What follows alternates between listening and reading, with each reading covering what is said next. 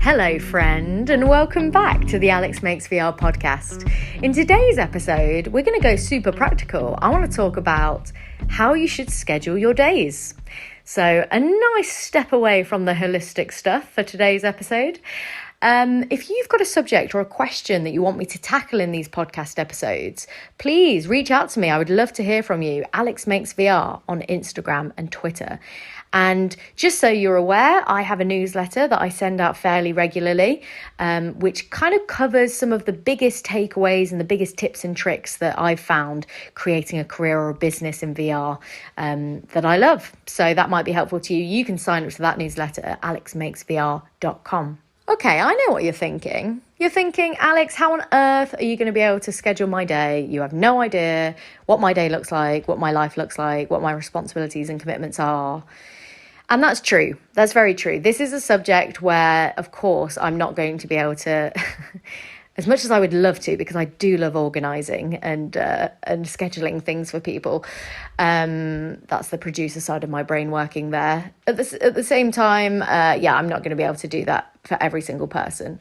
But what I can do is I can share with you the two key concepts that I structure my scheduling around. And these two concepts have basically transformed my work-life balance. They've transformed my relationship with my work. It's kind of like a system that has gotten me into such a better headspace with the work that I do. So the concept number one is time blocking. Any Tim Ferriss fans out there will already know what I'm about to talk about. But the reason why this is really helpful is because it doesn't really matter when or what time you work, or if you do shorter days or longer days, or if your day is broken up by childcare or maybe a side hustle or whatever it is. Like, it doesn't really matter. The concept of time blocking is really, really helpful regardless of the situation you're in. So the concept, quite simply, is exactly what it sounds like. It's structuring your day in blocks of time. So let me give you a bit of insight. So my current schedule, I've got 3 pretty big projects on at the moment, plus obviously doing the podcast.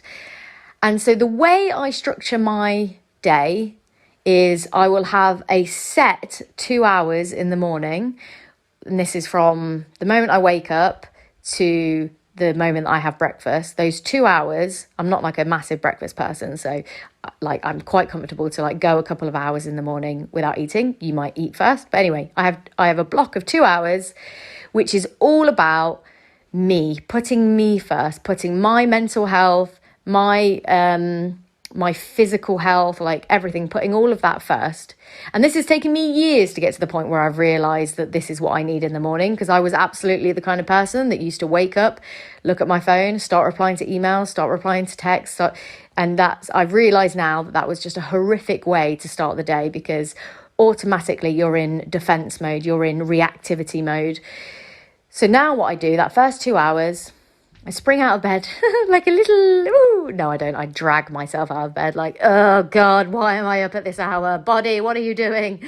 I grab a coffee and I go for my morning walk. Morning walk probably lasts about anywhere between half an hour and an hour, depending on what podcast I'm listening to. I always listen to something that gets me in the right headspace, or I'll use this opportunity to listen to some voice notes from my friends, maybe have a bit of back and forth with them. It depends what kind of mood I wake up in. If I'm like a gremlin and I need just some stimulus and some positivity in my life, I will usually put on a podcast or a YouTube video that is inspirational or motivational or something in the realm of business, just to get me in that right headspace. If I've woken up and I'm like a spring chicken and I'm feeling myself and I'm just all the good vibes, then maybe I don't need as much of that. So maybe I'll be more in the mood to kind of interact with friends or whatever it might be. But either way, I have that morning walk. And then if it's a workout day, do a workout. If it's not a workout day, I'll use the opportunity to maybe just do a little bit of life admin.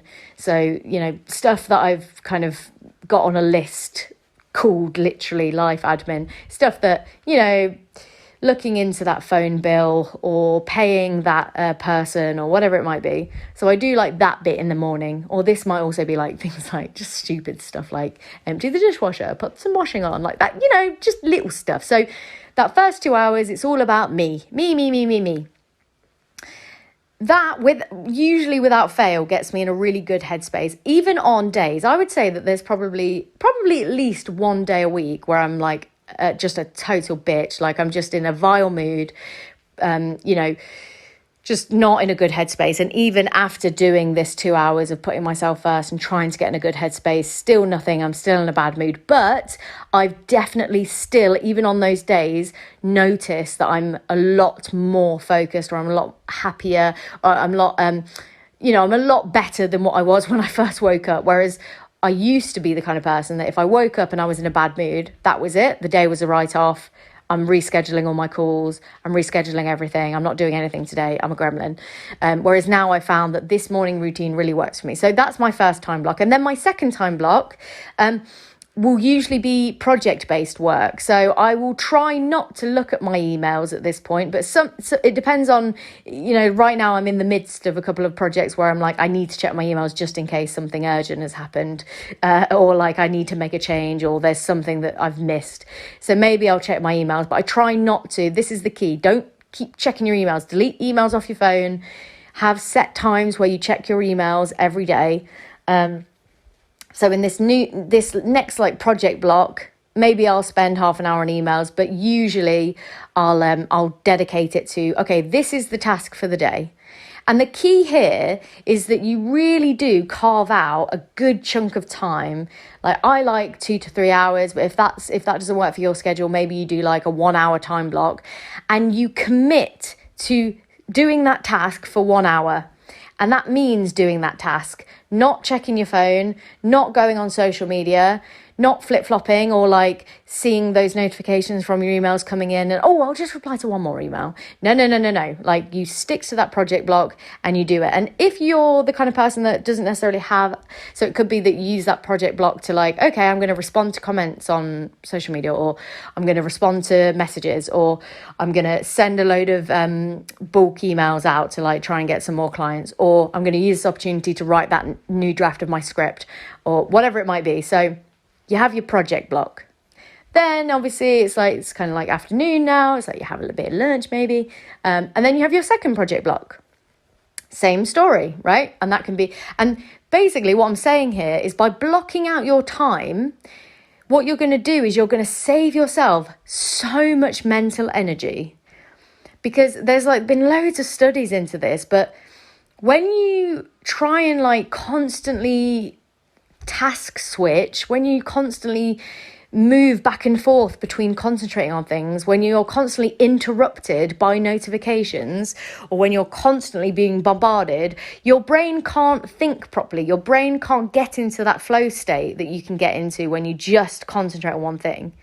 Now, I am terrible when I'm doing something that I'm like not enjoying the process of. So this is an interesting fact about me.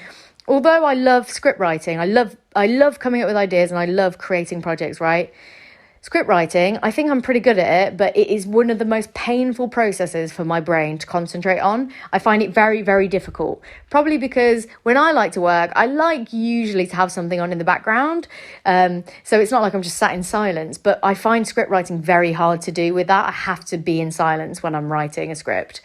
And so my brain naturally I can feel myself every 10 minutes wanting to like kind of come up for air, wanting to check my phone, wanting to, pace around, or wanting to like do something else, like get that dopamine hit. But I've trained myself to recognize that is what's happening. And usually I will fill that void by when I get that feeling, maybe once every 10, 15 minutes, I might go and put the kettle on. And this is probably a little bit of a waste of energy. So I'm trying not to do this as much, but I would usually boil the kettle. And by the time the kettle is boiled, I will be back in that state now, because my brain just needed to do something else, just something different.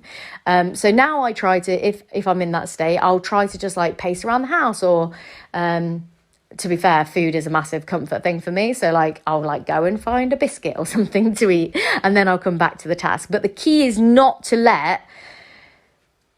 basically go to your phone, is what I'm saying. Like, don't get distracted by other things. Don't start, like I used to as well when I was in that mode. I was like, oh, just listen to like 5 minutes of like this YouTube video. But then I've task switched. My brain is now not focusing on script writing. It's now focusing on whether or not I should invest in Tesla stocks. Like, you know, like, so be really, really careful. And if there's one thing that I would really massively, challenge you to do, even just this week, maybe just challenge yourself this week or next week to turn off notifications just for that 1 or 2 hour time block. See what a massive difference it makes. It is, I cannot tell you, it is huge. And the thing is, people's like, I was definitely one of these people. When you first start to do that, you go, oh, but what if someone needs me? What if I get an important phone call? And I just think, we are not really living in a world where, unless something like really, really, really drastic happens, which of course we are living in a pandemic. I'm not suggesting that couldn't be the case, but generally speaking, that's not going to happen. You know, like generally speaking, you're not going to get an emergency phone call, really. Or maybe you turn off all notifications, bar your ringtone for when someone calls. Or you know how you can put your phone on do not disturb mode and then only certain contacts can get through to you. Maybe do that if you're like worried about that, because that was a big thing for me. I was like, especially when it came to clients, I was like, I want to make sure that I'm always available. Like, what if they need me? And then I realized, do you know what, it's not doing them any good for me to be scatterbrained, and also to just be like, it also builds like the wrong kind of builds the wrong relationship with clients if you just like jump every time they reach out. I mean, don't get me wrong, like for my bigger clients, I like to be readily available, but I'm still not going to stop in the middle of doing something important to get back to them, especially when I know that it's not urgent. Wow, this is already over 10 minutes. I thought this was going to be a short episode. So scheduling your day, time blocking is a huge one. So yeah, blocks of time. Cut down your email, like the amount of time you're looking at email. Turn off your notifications on your phone. This is why I always delete Instagram off my phone, because I am like a rat with a cocaine addiction. Like my finger will automatically try and search for that Instagram app every single time I need a distraction. And the fact that I've taken it off my phone will mean that I'll go there, but it's not there. And it will like snap me back to reality and go, oh yeah, I was just looking for a distraction. I don't actually need to go on Instagram, so I'm going to get back to the work that I was doing. So try that. You will feel so much mentally clearer. Give yourself an hour. I know this is not possible necessarily, especially if you've got young children. Shout out to my brother listening. Of course, this might not be possible, but try as much as possible to batch your tasks and time block. And again, there's an amazing chapter all about this in Tim Ferriss's iconic 4-Hour Workweek book, which again is basically my Bible.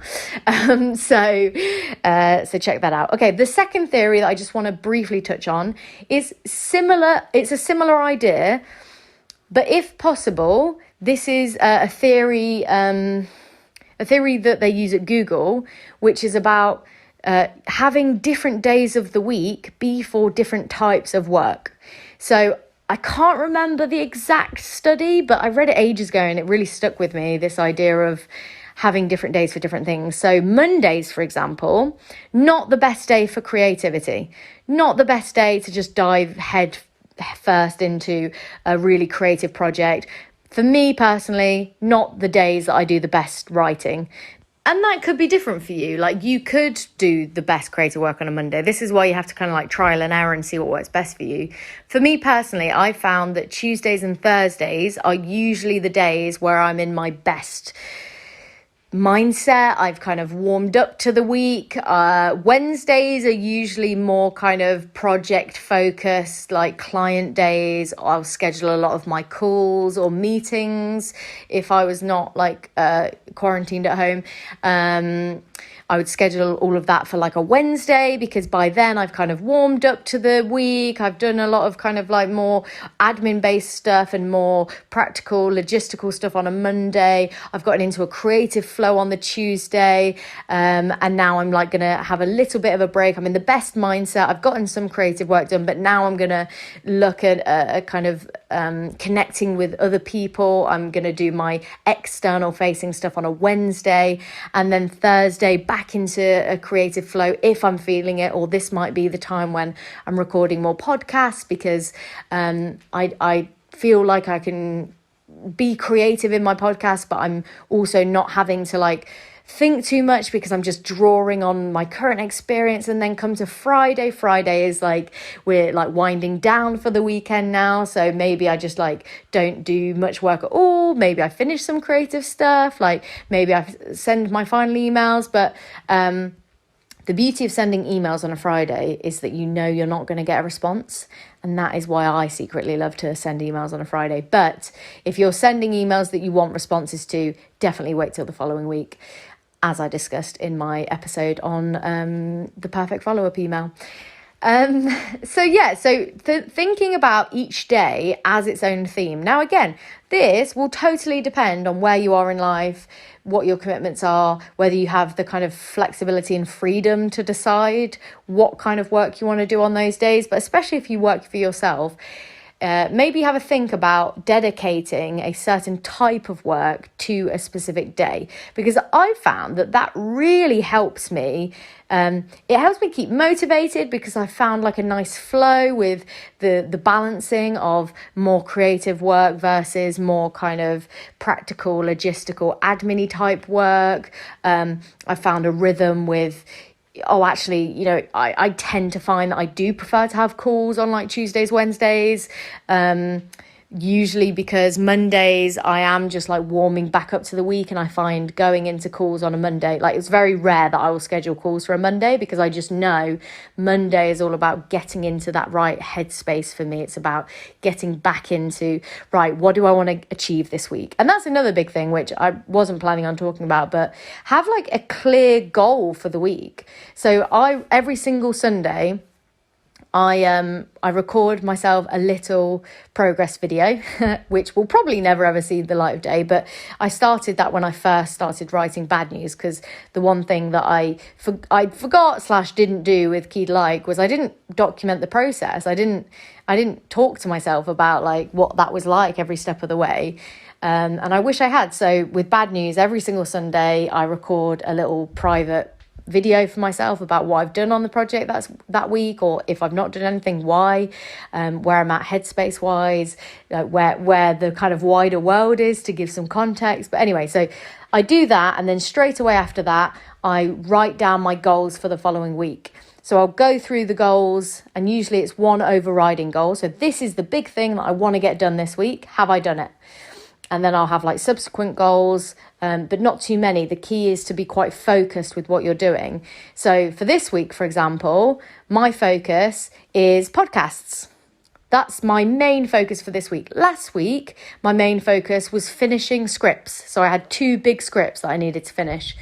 So every week you should kind of say, what is the most important task that I need to get done this week? What is the number one goal that's going to get me closer to where I want to be on a particular project, and make that your most important task for the week. So that way, every day when you're procrastinating and you're looking kind of like for all these distractions, and you're using the fact that you're busy as an excuse for not taking the steps to move forward on a particular project, actually you can kind of put all of that into perspective and say, when you're setting up your schedule, when you are booking in all of those calls, when you are booking in all of the work that you're going to do for the week, you can say, actually, no, because my number one goal this week is to finish editing that 360 project. And so that becomes the main goal. So I'm going to make sure I schedule at least 2 project time blocks on Tuesday and Thursday to dedicating to getting that done. Or maybe you say, right, I'm going to schedule Tuesday and Wednesday purely dedicated to finishing off that, and I will dedicate Monday and Thursday to client-based stuff, and then Friday I'll use for my admin day. So just experiment with that. Experiment with the time blocks first. I feel like that's the easiest one to get to grips with, and then experimenting with the different days. I'll try and dig out that Google article that talks about this theory, because I do think it's quite helpful. I might put it in the newsletter. So another plug for the newsletter, if you want to sign up for that, alexmakesvr.com. I will send that out. I will send that out in today's, in fact, no, because the newsletter would have already gone out for this episode, wouldn't it? I'll find a way. I'll put it in the show notes. Shall I do that? Yeah, I'll put it in the show notes for this episode. But please do sign up to the newsletter, because when stuff like this comes up, I do tend to put it in the email to everyone so that you've got access to it straight away. So sign up for that at alexmakesvr.com. I think I'm going to leave it there on this subject. I love stuff like this, because this is like the kind of like life hacking stuff that I really experiment with, and I really get excited about it, because as soon as you do, it's really frustrating finding your cadence with a lot of this stuff. But when you get into a good rhythm, when you find something that works for you, when you find the schedule that works for you, and you're just like, boom, I am streamlined. This is exactly how I love to work. It's amazing how much you can get done.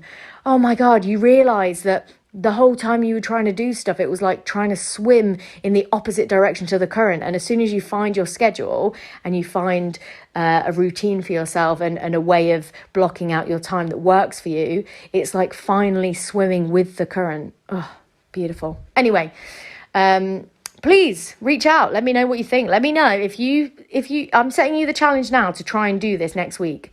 So try and implement some of this stuff and let me know how you get on. I would love to follow along the journey. You can reach me, alexmakesvr, on Instagram and Twitter. And yeah, like I say, please sign up to the newsletter, alexmakesvr.com. And it would mean the world to me if you would share the podcast with someone that might get some value from this. That would mean the world. But at the very least, if you could follow us or subscribe on the podcast app that you are listening on, that would mean the world to me. Thank you so much. I'm wishing you the best day, and I'll speak to you very, very soon.